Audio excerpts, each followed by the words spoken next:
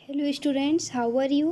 Last class में हमने metals के रिएक्शन के बारे में जाना था। Okay, in this class I am talking about the reactivity series, मतलब कि कौन सी मेटल कितनी एक्टिव है और कितनी अनरिएक्टिव है। ओके, सो एक इसके लिए एक सीरीज़ बनाई गई है। The reactivity series is a list of metals arranged in the order of their decreasing activities. Mean to say जो ऊपर आपको जितने भी मेटल्स दिखाई दे रहे हैं ये रिएक्टिव मेटल्स हैं, मोर रिएक्टिव मेटल्स हैं। एंड जो आपको येलो कलर की जो मेटल्स दिखाई दे रहे हैं वो है मॉडरेट फॉर्म। मीन टू से ना ज़्यादा की ज़्यादा रिएक्टिव होंगी, ना ही अनरिएक्टिव मेटल्स होंगी। और जो नीचे आपको दिख रहे हैं ये हाईली अनरिएक्टिव मेटल्स है जो कि फ्री स्टेट में रिप्रेजेंट होती है। ओके, सो एक्टिविटी सीरीज़ क्या हो गई आपकी, एक ये लिस्ट है मेटल्स की जो कि इनकी डिक्रीजिंग एक्टिविटी को शो करती है।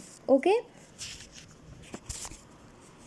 नेक्स्ट हम ये आप देख रहे हैं कि इनका इलेक्ट्रॉनिक कॉन्फ़िगरेशन कैसा होगा, कि इनकी स्टेबिलिटी कैसे आती है इनके पास। ठीक है, देखिए तो 9th क्लास में आपने बोहर का एटॉमिक मॉडल पढ़ा था जिसमें आपने सेल्स के बारे में जाना था। ठीक है, उन्होंने क्या बनाया था कि जो न्यूक्लियस होता है उसके बाद में सेल्स प्रेजेंट होती हैं, सेल के अंदर सब सेल्स प्रेजेंट होंगी एंड सब सेल्स के अंदर इलेक्ट्रॉन्स प्रेजेंट होते हैं। ठीक है, तो यहाँ आपको क्या ध्यान देना है कि जो सेल्स होती हैं वहाँ से इलेक्ट्रॉन डोनेट होते हैं या वो गेन करते हैं इलेक्ट्रॉन्स को।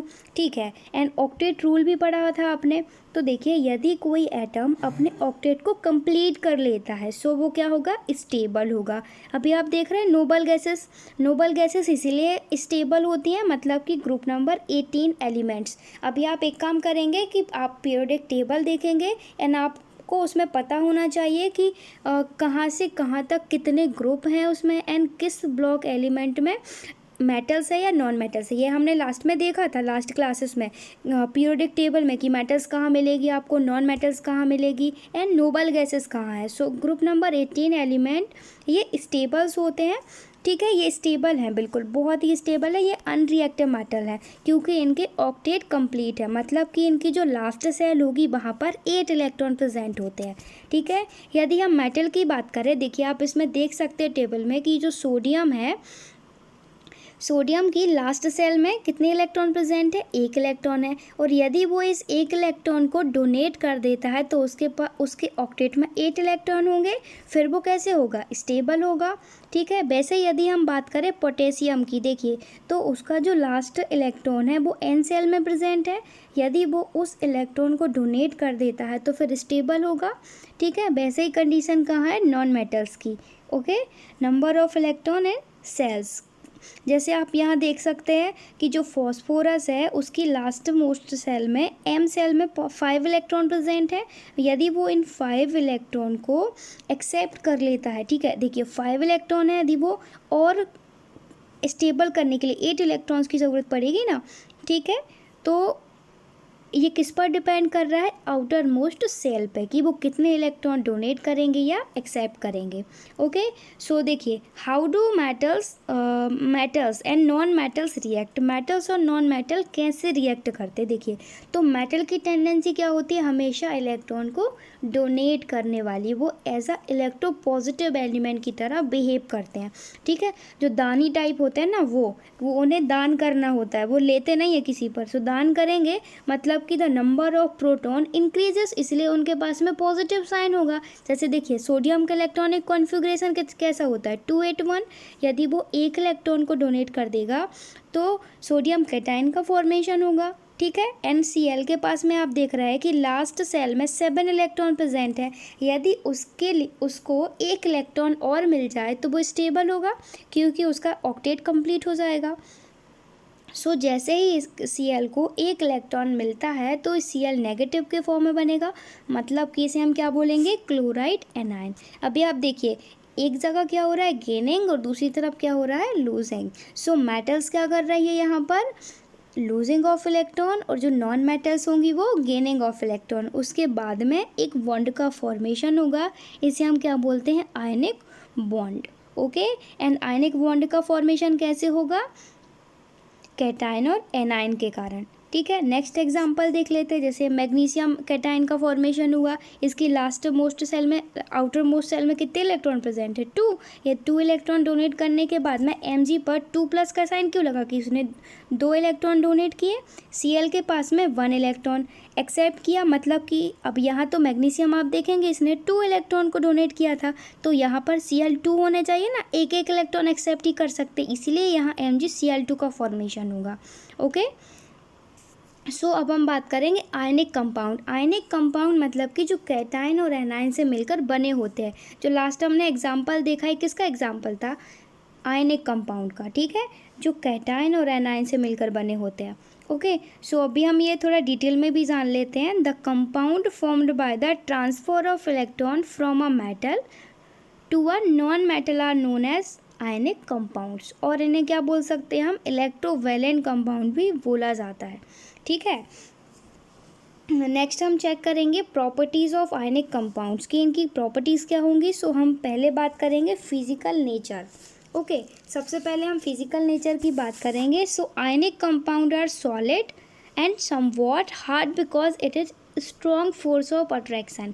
ठीक है, अभी देखिए जैसे हमारे घर में मोस्टली एक सॉल्ट यूज़ होता है NaCl, ठीक है, इतना आसान यदि होता है इन्हें अलग करना, क्या बोल रहे हैं, इनकी फिजिकल नेचर में क्या बोला है कि ionic compound are solid and somewhat hard, ठीक है ना, क्योंकि इनके बीच में स्ट्रॉन्ग फोर्स ऑफ अट्रैक्शन होता है between the positive and negative ions. Sodium positive होगा, Cl नेगेटिव होगा, ठीक है, इतना यदि इनके बीच में जो फोर्स है वीक होता है तो हम आसानी से सोडियम अलग नहीं कर लेते, सोडियम और क्लोरीन हम घर पर ही अलग कर लेते, लेकिन इनके बीच में स्ट्रॉन्ग अट्रैक्शन फोर्स होता है, इसलिए हम इन्हें ईजिली अलग नहीं कर सकते। सो फर्स्ट इसकी प्रॉपर्टी क्या हो गई, फिजिकल नेचर, कि जो आयनिक कंपाउंड्स होते हैं सॉलिड होते हैं और इनके बीच में जो फोर्स ऑफ अट्रैक्शन होगा ये बहुत ही स्ट्रॉन्ग होता है, ठीक है ना। And these compounds are generally brittle and break into pieces when pressure is applied. Okay, जब आप इन पर प्रेशराइज्ड करेंगे, इन पर प्रेशर अप्लाई करेंगे तो ये पीसेस में डिवाइड होंगे, ठीक है। नेक्स्ट हम बात करेंगे मेल्टिंग एंड बॉइलिंग पॉइंट्स। सो देखिए अभी इलेक्ट्रोस्टैटिक फोर्स ज़्यादा है, ठीक है, यदि बॉन्डिंग बहुत अच्छी हो तो क्या उसे इजीली तोड़ा जा सकता है, नहीं, इसके लिए हाई टेम्परेचर की ज़रूरत पड़ेगी, मतलब कि ionic compounds have high melting and boiling points. Okay, क्यों, क्योंकि इनके बीच में जो फोर्स ऑफ अट्रैक्शन है बहुत ही स्ट्रॉन्ग है, तो ज़्यादा एनर्जी की ज़रूरत पड़ेगी, ठीक है।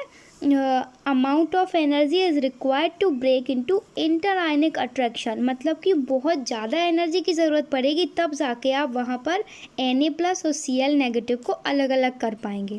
थर्ड हम बात करेंगे सॉल्यूबिलिटी।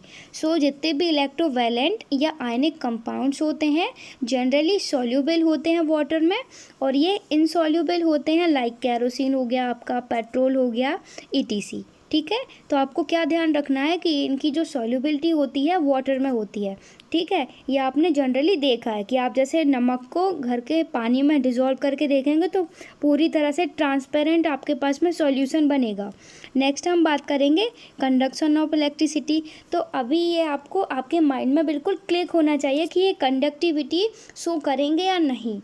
सो ये बिल्कुल कंडक्टिविटी को रिप्रेजेंट करेंगे, क्योंकि देखो इनके पास में आयंस है एंड कंडक्टिविटी का फ्लो कैसे होता है, through the ions. Okay, so the conduction of electricity through a solution involve a movement of charge particle. Okay, and जो आयनिक कंपाउंड्स होंगे उनके पास में आयंस तो प्रेजेंट होते हैं, इसीलिए आयनिक कंपाउंड्स होते हैं ये इलेक्ट्रिसिटी को कंडक्ट करते हैं, बट कैसी स्टेज में, मोल्टन स्टेट में, मतलब कि यदि आपने सॉल्ट में वाटर मिला दिया तो वो एक्वस सॉल्यूशन हो गया, लेकिन इसे हम दूसरी तरह से भी लिक्विड फॉर्म में कन्वर्ट कर सकते हैं। कैसे, यदि आप किसी सॉलिड सॉल्ट को टेम्परेचर अप्लाई करेंगे तो क्या होगा, एक स्टेज ऐसी होगी जहाँ पर वो लिक्विड स्टेट में प्रेजेंट होगा, उस स्टेज को क्या बोला जाता है, मोल्टन स्टेट, ठीक है। एंड जितने भी आयनिक कंपाउंड होते हैं मोल्टन स्टेट में इलेक्ट्रिसिटी को कंडक्ट करते हैं, ठीक है ना, क्योंकि वहाँ पर जो इलेक्ट्रोस्टैटिक फोर्स होगा वो इनके बीच में कम होगा। ओके, एंड ये फिर क्या कर सकते हैं कि मूवमेंट करेंगे एंड इलेक्ट्रिसिटी कंडक्ट होगी। Thank you so much students, thanks for watching.